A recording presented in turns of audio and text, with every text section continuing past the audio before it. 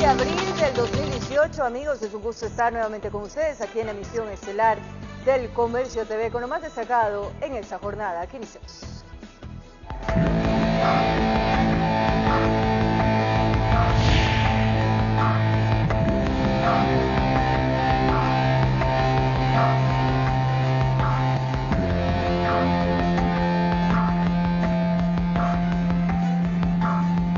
Por parte de los periodistas autoconvocados, en donde se le demanda acciones para que inste al gobierno de Colombia a incluirse en el proceso de liberación de los 3 comunicadores secuestrados. Además, el presidente Moreno se reunió con los familiares de Efraín, Paul y Javier, los ecuatorianos en cautiverio. Continúan las acciones para exigir al gobierno que agote todas las instancias posibles para traer de regreso a Paul, Efraín y Javier, el equipo periodístico que permanece cautivo por un grupo irregular en la frontera norte desde el pasado 26 de marzo. Esta vez periodistas autoconvocados llegaron hasta la Cancillería. Ahí entregaron un comunicado. Instamos a que se ejecuten todos los oficios pertinentes que puedan permitir una presión hacia Colombia, hacia sus autoridades y una respuesta clara, porque no tenemos, es un vacío que para nosotros existe. Simultáneamente, el presidente Lenín Moreno recibió en el Palacio de Carondelet a los familiares de los secuestrados. El tema es extraordinariamente sensible en el equipo, por eso es que le hemos dado toda la preocupación que merece. El gobierno está dedicado gran parte del tiempo de su gestión a tratar este tema para lograr nuestro objetivo, que es que ellos regresen sanos y salvos a poder seguir sirviendo a la patria. Ricardo Rivas, hermano de Paul, el fotoperiodista que también se encuentra cautivo, señaló que no existen novedades en la información. La situación no ha cambiado, ustedes conocen la información al respecto y creo que en la medida que se va conociendo la información o los pasos que se van dando, los transmitimos nosotros también de manera inmediata a ustedes. Sin embargo, cuando se mantiene un canal de comunicación con la entidad oficial, creo que siempre tranquiliza de alguna manera la situación que se vive por la incertidumbre que de hecho que repudiamos. Por su parte, la canciller María Fernanda Espinosa anunció que el presidente Lenín Moreno propuso a su homólogo colombiano Juan Manuel Santos realizar una reunión durante la Cumbre de las Américas para analizar la situación en la frontera norte y el secuestro del equipo periodístico de Diario El Comercio. En Quito informó Andrea Orbe. El Pleno de la Asamblea Nacional durante la sesión 508 analizó la situación de la seguridad en la frontera norte. En la misma planteó rechazar todo acto delictivo y de violencia, así como solidarizarse con los ciudadanos de la zona. A esta moción se sumaron otros criterios de diferentes asambleístas. Dentro de la moción para plantear una resolución que rechace todo acto delictivo y de violencia en la frontera norte y que estos se cataloguen como actos terroristas, el asambleísta Patricio Donoso afirmó que lo que también se busca es generar un exhorto para plantear la comparecencia de autoridades y entendidos en estos temas. Hay que llenarse de elementos de juicio con los expertos, con los que saben de la temática. Al debate se incorporaron otros criterios, como el del legislador René Yandún, quien señaló que durante el anterior gobierno se debilitó a las Fuerzas Armadas. 10.000 fusiles AK-47 de un calibre que no es utilizable. Dentro de la deliberación parlamentaria, algunos asambleístas indicaron la necesidad para que el gobierno intervenga de manera efectiva en la frontera. ¿Cómo no vamos a exhortarle al gobierno nacional? Más aún cuando incluso el propio presidente ha manifestado que es la permisibilidad que ha tenido el gobierno anterior para que estos focos delincuenciales se estén estableciendo en nuestro país. Otra crítica la hizo el parlamentario César Carrión, al afirmar que hay una inseguridad permanente en todo el país. En este punto rechazó el accionar de la Secretaría de Inteligencia del gobierno del expresidente Rafael Correa. La droga está entrando y saliendo por los puertos, aeropuertos, vías terrestres, pasan el armamento desde la frontera sur. Las articulaciones del sistema de inteligencia no han estado funcionando. De otra parte, la parlamentaria Marcela Holguín afirmó que es urgente garantizar el pronto regreso de los 3 trabajadores de la comunicación secuestrados el pasado 26 de marzo en San Lorenzo Esmeraldas. Exhortar al Gobierno Nacional a priorizar ante todo la vida de los 3 trabajadores de la comunicación. Al parecer de la legisladora Doris Solís, durante la sesión 508 se habría logrado proponer importantes iniciativas, enfocadas en fortalecer la seguridad, así como el desarrollo fronterizo. Además, hizo énfasis en la responsabilidad que debe tener Colombia en su frontera. Hay una percepción de que Colombia no cumple suficientemente sus compromisos en frontera norte. Dentro de esta temática de seguridad en la frontera norte, Solís adelantó que desde este 11 de abril habrán varias comparecencias al interior de la Comisión de Relaciones Internacionales, la cual ella preside. Los ministros van a comparecer el día de mañana. En la tarde comparecen los 3 generales retirados que hacen parte de este Consejo Asesor del Presidente de la República. Informó Javier Rosero. El comandante general del Ejército, Edison Narváez, se dirigió a los soldados ecuatorianos a través de un comunicado donde menciona que la patria vive momentos difíciles. Grupos delincuenciales se han querido tomar una zona de la provincia de Esmeraldas intentando mermar la moral nacional, pero jamás lo lograrán. Sus actos violentos no prevalecerán, sino los valores como soldados y pueblos.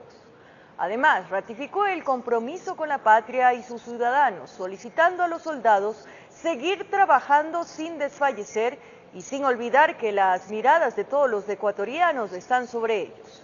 Todo el esfuerzo y compromiso para proteger la frontera norte concluyó.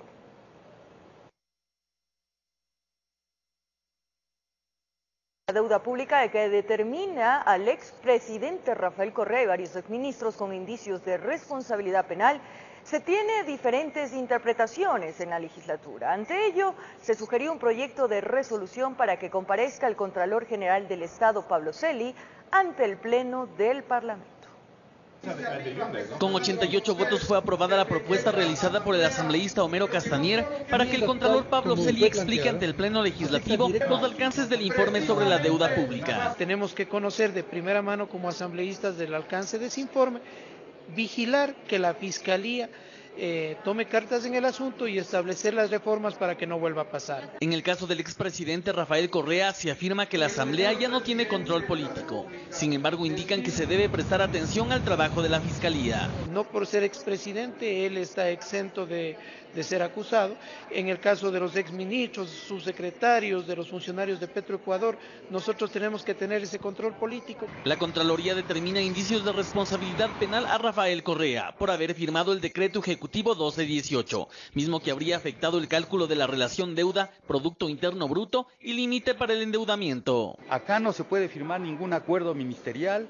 El presidente Moreno no puede firmar ningún decreto ejecutivo porque con los mismos argumentos que se persigue a los correístas, mañana pueden ser perseguidos de ellos. Espinosa afirma que con lo que determinó Contraloría, el propio gobierno de Lenín Moreno estaría cometiendo un acto ilegal, ya que en este periodo habrían emitido deuda. En la práctica, quienes peor quedan, quienes quedan más desubicados, son los ministros del gobierno del propio presidente Moreno. En cuanto a la venta anticipada de petróleo que no se habría catalogado como deuda durante el gobierno de Correa, Franklin Samaniego dice que estos valores estarían cancelados y que en base a los mismos procedimientos sería el gobierno actual el que se encuentra endeudado. La primera preventa que hizo este gobierno lo hizo la actual ministra de Economía cuando fue ministra en ese momento. Por otra parte, el parlamentario Héctor Yepes dice que debe dejarse de lado lo político, ya que al existir un indicio penal sobre Rafael Correa, este debe ser investigado desde lo jurídico. Aquí no se trata ni de encubrir ni de perseguir, sino de devolver la plata que hoy falta en cupos, en medicinas, en crédito para nuestros agricultores. El informe final de Contraloría, la legalidad, fuentes y usos de la deuda pública determinó, entre otros puntos, que diferentes leyes y reglamentos permitieron que durante el gobierno del expresidente Rafael Correa se apliquen de manera discrecional conceptos sobre endeudamiento y su utilización, informó Javier Rosero. Además, resolución orientada al cambio de autoridades de la Asamblea Nacional y la reestructuración de las comisiones permanentes del órgano legislativo fue retirada por su ponente. Según varios legisladores, los verdaderos objetivos de esta reestructuración se habrían opacado por los intereses políticos personales. Fue en la sesión 505 que el legislador Raúl Tello retiró su proyecto de resolución que implicaba una reestructuración de autoridades y de comisiones de la Asamblea Nacional. El objetivo era darle a la Asamblea Nacional funcionalidad. Si la reestructura ha sido manejada con otros objetivos, desde luego que yo no puedo estar de acuerdo. Según este asambleísta, lo que habría sucedido al interior de algunos bloques legislativos es que se quiso captar puestos en las comisiones, y esto no habría dado paso al verdadero sentido de la reestructuración. Por lo menos tendríamos que tener unas 100 comisiones en la Asamblea para que todos los quienes quieren ser presidentes y vicepresidentes sean. Con esta postura coincide el legislador Eliseo Azuero. Más pesa el interés de algunos asambleístas de presionar inclusive a su bancada de si es que no tienen la comisión se abren, es una suerte de chantaje. Azuero calificó este proceder de ciertos legisladores como un mal endémico de la Asamblea. En este sentido instó a la ciudadanía a revocar el mandato de aquellos asambleístas que no concuerden con el interés colectivo de los mandantes. Recojamos las firmas para que aquellos que no han cumplido sean relevados del cargo. Sobre el retiro de la moción para la reestructuración de la Asamblea, el asambleísta Fernando Burbano manifestó su desacuerdo al señalar que debió someterse a votación. El país necesitaba renunciamientos, pero más ha circulado por aquí la sed y la voracidad de ciertos sectores políticos que ha impedido construir una agenda concertada. Otros asambleístas creen que esta reestructuración de la Asamblea Nacional, que ya no será topada desde el seno del Legislativo, deberá generar funcionalidades del interior de cada comisión. Ya en la Comisión de Educación ya se han cambiado las dignidades y esperamos que en los próximos días puedan presentar el informe para segundo debate de la Ley Orgánica de Educación Superior, que es lo que le interesa, tanto a las universidades como a los estudiantes y a todo el mundo. Lejos de presentarse un panorama entre comisiones lideradas entre bancadas oficialistas y del grupo denominado de la Revolución Ciudadana, a varios legisladores les preocupa que se vayan configurando mayorías móviles que no puedan lograr agendas concretas. Informó Javier Rosero. Jorge Yunda propone reducir el número de legisladores de 137 a 52 parlamentarios. La medida se ampara en la propuesta de austeridad anunciada por el Gobierno Nacional. Según el asambleísta, la propuesta lograría generar un ahorro de 120 millones de dólares por cada periodo legislativo. De proceder esta propuesta, se tendría que enmendar el artículo 118 de la Constitución, por lo que se espera tener el apoyo de al menos 46 legisladores. No he podido encontrar argumentos el por qué se determinó este número de asambleístas. He investigado en todos los parlamentos del mundo y realmente creo que tenemos una exageración en el número de asambleístas para el número de habitantes que tiene el pueblo ecuatoriano. Esto daría un total de 52 asambleístas. De los 137 que hoy tenemos, eso significaría la coherencia con los momentos económicos que vive el país, en donde ahorraríamos en un solo periodo más de 120 millones de dólares que hoy se destinan para mantener a 137 asambleístas. A propósito de este tema, atención, la desvinculación de 1.000 empleados del sector público, la fusión y eliminación de algunos ministerios, entre otros, serán las medidas que la función ejecutiva tomará para reducir gasto. Así lo dieron a conocer las autoridades pertinentes en una rueda de prensa. El objetivo es optimizar recursos, por ello se propuso un plan de reestructuración de la función ejecutiva. Ahí se plantean varias acciones, entre ellas, desvincular a 1.000 empleados del sector público hasta el 2021, pero la medida inmediata será reducir a la mitad los asesores de nivel jerárquico. Eso significa un ahorro importante de cerca de 148 millones. Los ministerios también se reducirán de 27 a 22 hasta el 2021. Se fusionarán los ministerios de hidrocarburos, de electricidad y minería en uno solo. El Ministerio de Educación absorberá al Ministerio del Deporte. La Secretaría de Drogas se dividirá y una parte pasará al Ministerio del Interior, mientras que la otra irá al Ministerio de Salud. La ya eliminada SENAIN se transformará y la Secretaría Técnica de Plan Toda una Vida se eliminará. ¿Para qué? Para garantizar que la administración pública esté centrada y garantizada su efectividad. Por otra parte, las empresas públicas dejarán de ser 22 para convertirse en 15. Se cerrarán 5 y se fusionarán 4. Las de liquidación inmediata serán Empresa Cementera y Enfarma, mientras que Fabrec, Ecuador Estratégico y Yachay EP serán eliminadas hasta el 2021. Se fusionarán Petroecuador y Petroamazonas y Ferrocarriles del Ecuador se unirá al Centro de Entrenamiento para el Alto Rendimiento y se convertirá en la empresa de promoción turística y desarrollo. De las 7 empresas públicas anunciadas por el presidente de la República, se liquidarán 5. Se fusionarán 4, de las cuales quedarán únicamente 2.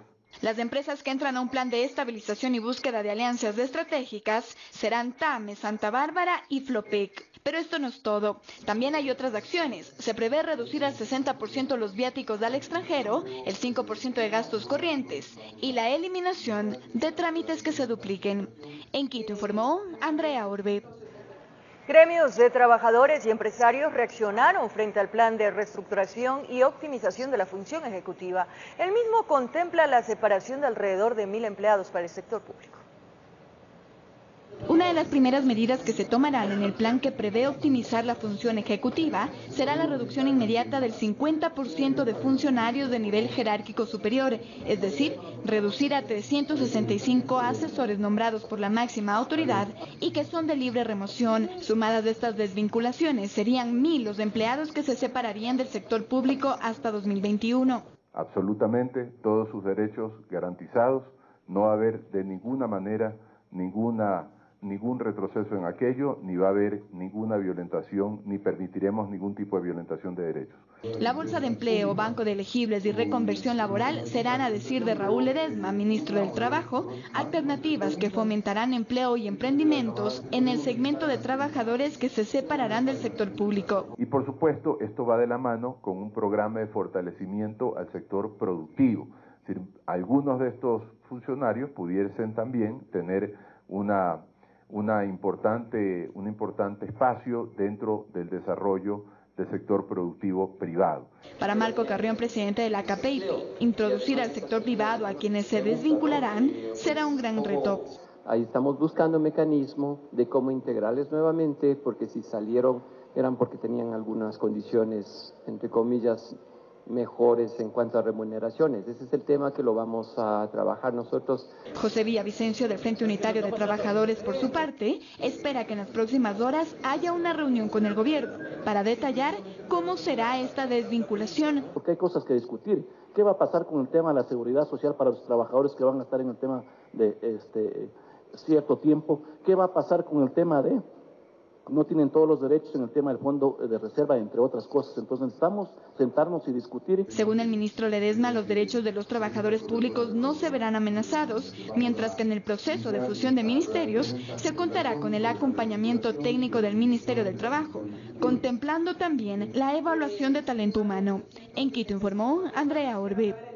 Ahora les contamos que el exministro de Electricidad, Alexei Mosquera, acusado por el delito de lavado de activos en el caso de corrupción de Odebrecht, fue sentenciado a 5 años de prisión. Su padre y tío recibieron una pena de 3 años. Ellos deberán cancelar una multa de $2 millones.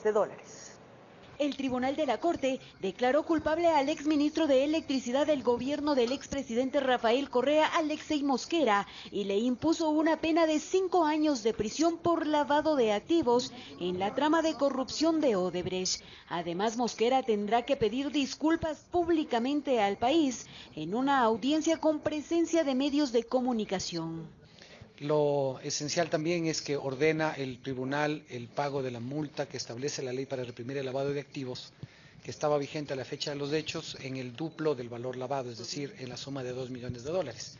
Así también el tío y el padre del exministro de Electricidad fueron sentenciados a 3 años de prisión, acusados como autor mediato y coautores respectivamente. El tribunal ha reconocido que Fiscalía ha presentado todos los elementos de prueba que demuestran tanto la existencia del delito de lavado de activos como la responsabilidad de la participación de las 3 personas. Por su parte, el abogado de Mosquera mencionó que no estarían conformes con la sentencia y que apelarán dicha resolución. Aspiro yo que con el recurso de apelación y el recurso de casación pueda reducirse esto a 2 años. Y con respecto a las disculpas públicas mencionó: con el código anterior no había disculpas, no obstante mi cliente ya pidió disculpas. Así también el abogado del padre del exministro mencionó que no estarían de acuerdo y que apelarán dicha sentencia. Es que siendo padre está sometido a ser, en el peor de los casos, encubridor, tanto más que él no se ha beneficiado un solo centavo. El exministro de Electricidad, Alexei Mosquera, fue el primer detenido por por la trama de sobornos de Odebrecht, constructora brasileña encargada de al menos 5 proyectos estratégicos del gobierno de Rafael Correa. Su detención se realizó en abril del 2017 y fue acusado de recibir $1 millón de la firma brasileña, supuestamente como pago de coimas por el proyecto hidroeléctrico Toachi-Pilatón. Durante el juicio, el fiscal Carlos Vaca evidenció cómo se realizaron todas las transacciones de dinero a favor de Mosquera, mismo que aceptó haber sido parte de los actos de corrupción. Los señores Mosquera no han ganado, ha ganado la justicia ecuatoriana. Informó Patricia Aldaz. Los integrantes de la Asociación Nacional de Despedidos realizaron un plantón en todo el país con el objetivo de solicitar al presidente de la República la derogatoria del decreto ejecutivo número 813, publicado y ejecutado el 11 de julio del 2011. Este decreto habría dejado sin trabajo a miles de profesionales prohibidos de volver a laborar en el sector público. Dicha resolución fue un hecho inmoral que ha causado daños a miles de personas, aseguraron. Es un decreto que sacó Correa violando la ley orgánica de servicio público y también violando la Constitución, porque se creó una renuncia obligatoria para mandar sacando a los servidores públicos. Y es por eso que no podemos trabajar. O sea, nosotros de por vida no podemos trabajar. El decreto dice renuncia obligatoria para los empleados públicos. O sea, esa palabra obligatoria no existe en la ley y no existe en la Constitución. Aquí estamos 60.000 servidores públicos de todas las instituciones del Estado, porque sacaron personas que tenían certificado del CONADIS, la Corte de Participación Ciudadana y Control Social. Ellos ya tienen esta denuncia, o sea, el Julio César Trujillo, de que es violatorio contra la Constitución. Integrantes de la Central Unitaria de Trabajadores participarán en la marcha convocada para el próximo 1 de mayo por el Día del Trabajador, para así recordar el sacrificio y lucha de la clase obrera. Ellos hacen algunos pedidos al gobierno nacional.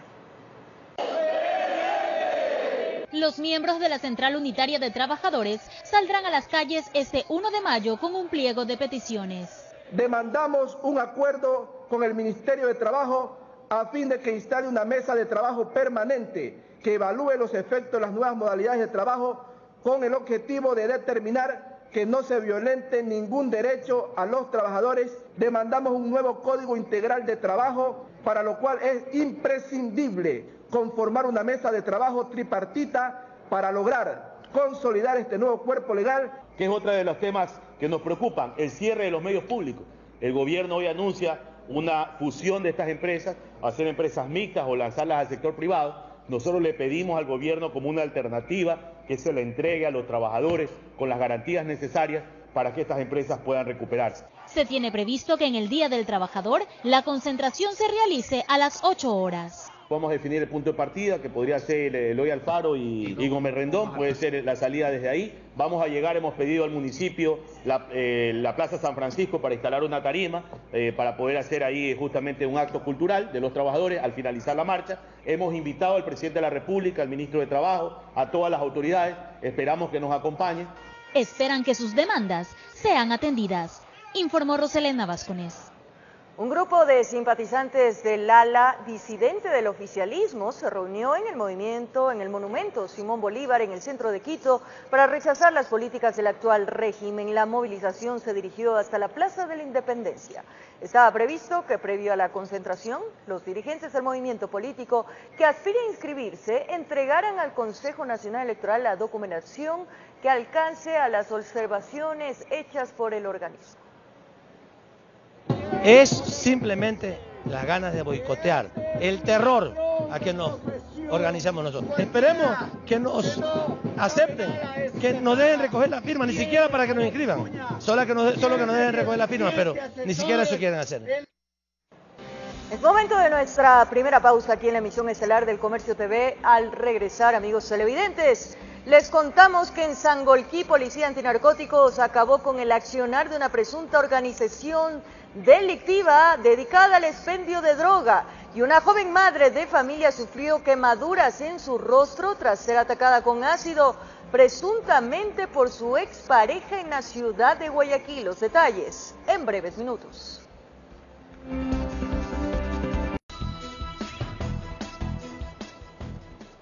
Estamos de vuelta, amigos, en el Comercio TV, y como lo anunciamos, en Sangolquí, Policía Antinarcóticos acabó con el accionar de una presunta organización familiar dedicada al expendio de drogas. Las investigaciones revelaron que utilizaban a menores de edad para el microexpendio. Bastó la denuncia reservada de un padre de familia que en los exteriores del colegio de su hijo, en vez de golosinas, supuestamente vendían droga para que agentes antinarcóticos lleguen y comiencen con el trabajo de hormiga. Por algunas semanas realizaron vigilancias con los blancos identificados. Había que operar. Ellos operaban en Sangolquí, en Mejía, en Aloa.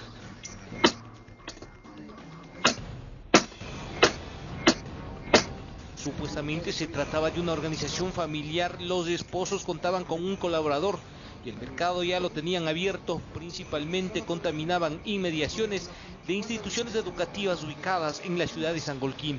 Por duro que parezca, pero en el negocio aparentemente implicaron a sus dos hijas menores de edad, quienes eran las encargadas de la entrega. Estos esposos utilizaban a sus hijas para que expendan en colegios, utilizaban igual con su uniforme del colegio. Los esposos fueron detenidos en delito flagrante cuando circulaban por una de las avenidas del cantón Rumiñahui.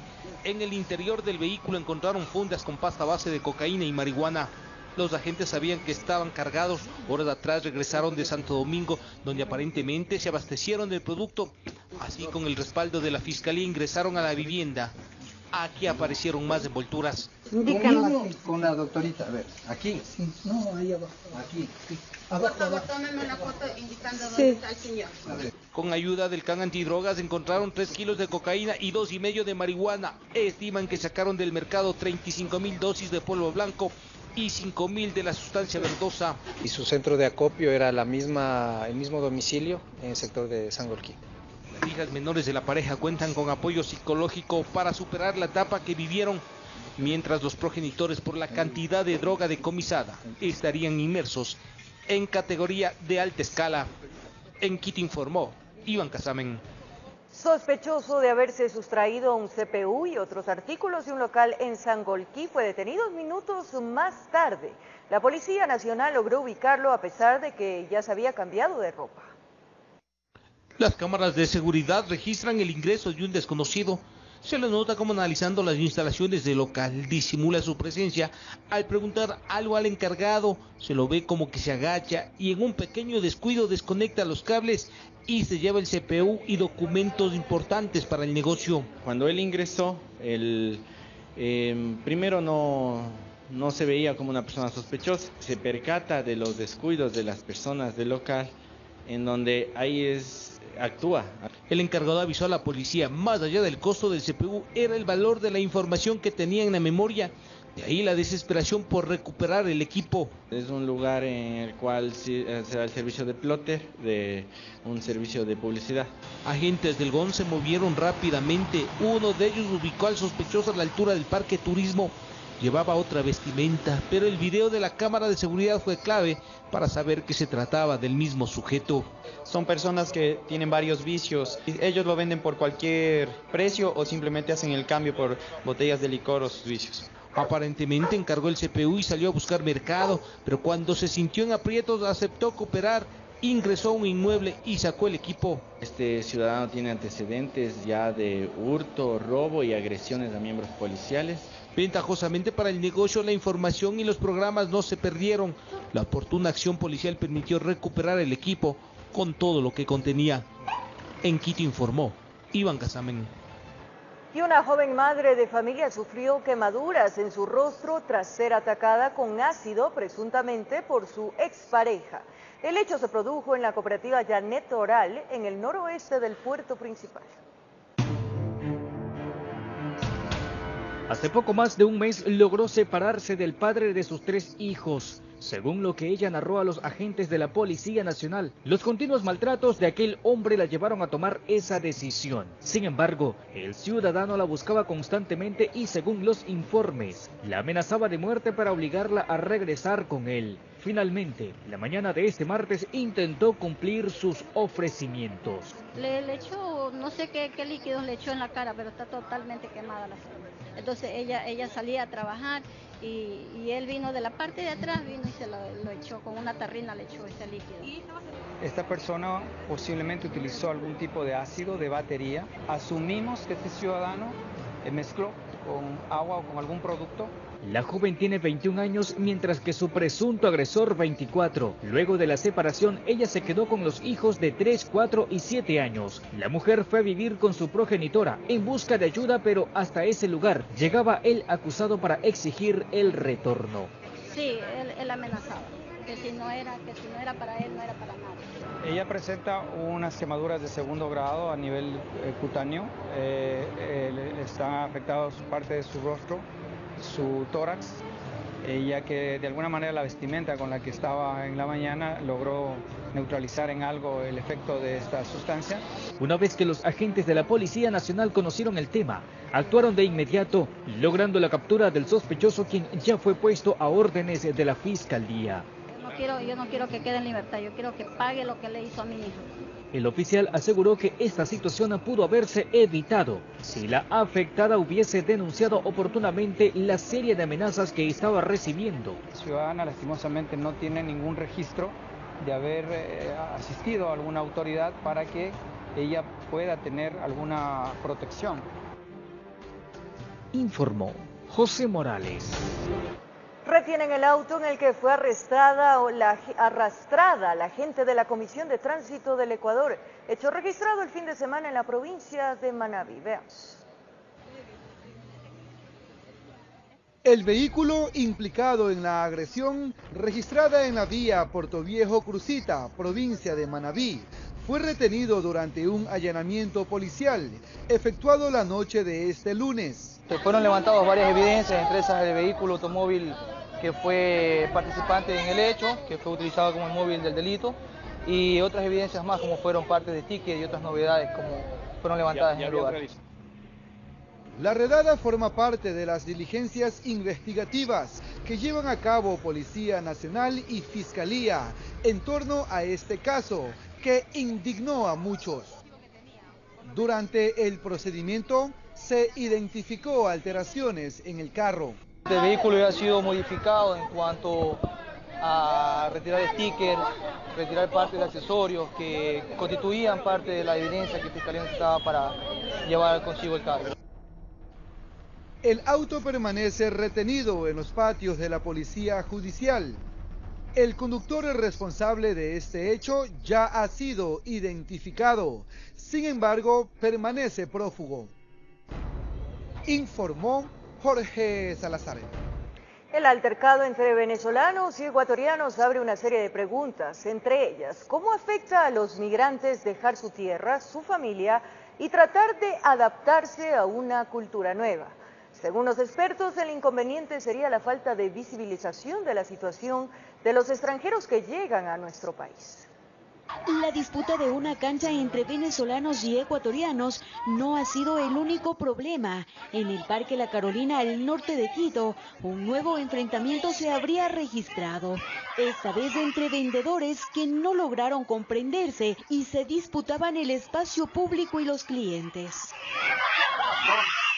Ante esto, Alfredo José López, director de la Asociación Civil de Venezolanos en Ecuador, mencionó que se han tomado medidas al respecto. Estamos haciendo un llamado a la parte de nuestros nacionales a que se cohíban un poco de hacer comunicaciones o improperios en contra de una cultura que evidentemente no es la nuestra, pero que amerita respeto, ya que no estamos en nuestra casa, sino en el país que honorablemente nos ha abierto sus puertas. Para el director de la asociación, los migrantes venezolanos no han salido de su país de la mejor manera, ya que han tenido que dejar familias y bienes materiales. Y eso ha traído como consecuencia pues que la persona no migre de la mejor manera posible y de alguna manera resistirse al cambio. O sea, a cualquier persona que migre, el choque cultural siempre vas a tener un choque cultural. porque te encuentras con una realidad que no es la tuya. La socióloga Joana Tipán menciona que la cancha o el espacio público no es el problema. La realidad sería que no se ha visibilizado la situación de los migrantes en general que están en Ecuador. No son solo de Colombia, no son solo de Venezuela, son de muchos países del mundo que están aquí y que además vienen con condiciones especiales cada uno tiene una religión, cada uno tiene una cultura, cada uno tiene una forma de ser. Lo importante, según menciona, es crear una política pública que iría más allá de la ley de movilidad humana, que pueda trabajar en la creación de espacios pacíficos de convivencia. Básicamente pasa por hablar y pasa porque, ya varias organizaciones, Misión Escalabriniana, Servicio Jesuita, tienen una posición y lo han dicho. Por favor, gobierno nacional, díganos cuál es la posición frente a la migración venezolana. ¿Vamos o no a acoger o cuál va a ser los mecanismos que va a acoger el Estado ecuatoriano? A pesar de que en la ley de movilidad humana se estipula que las personas tienen 180 días para estar en los países pertenecientes a UNASUR, Ecuador sería uno de los más caros para regularizar la situación de los venezolanos.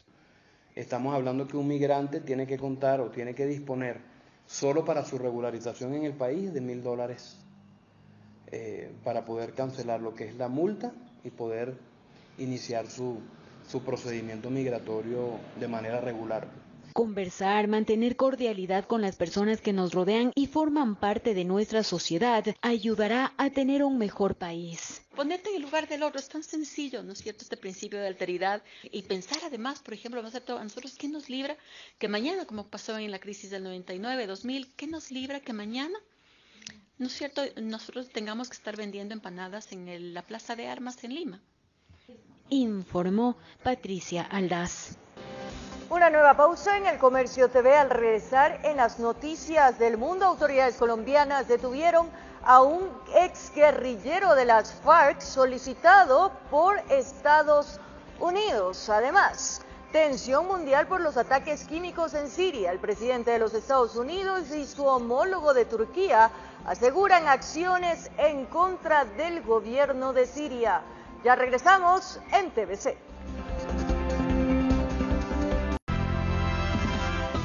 Es momento de despedirnos, amigos, que descansen. Un abrazo grande.